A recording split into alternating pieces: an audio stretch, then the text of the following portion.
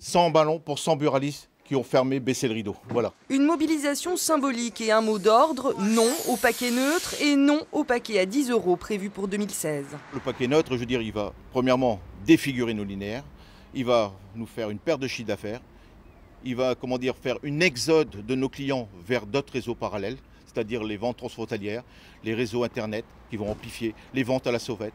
Un paquet sur 4 aujourd'hui est acheté sur le marché parallèle, le fameux paquet neutre.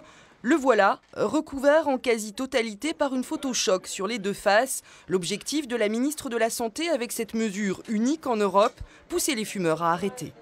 On fumera toujours, tout le temps, ça ne changera rien, mais peut-être que pour les jeunes comme moi, ouais, ça va dissuader. Et pour le paquet neutre, en fait, c'est horrible à dire, mais moi les images, ça me fait rien. À la limite, le paquet neutre, ça n'a pas forcément beaucoup d'impact, mais dès qu'on augmente les prix, ça peut jouer sur...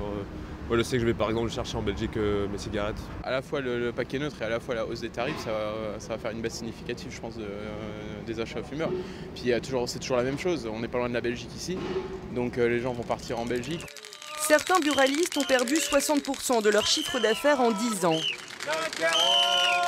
Alors ce matin, ils étaient une centaine rassemblés Grand Place à Lille. Moi, quand j'ai commencé l'activité, on était 34 000 en 2000.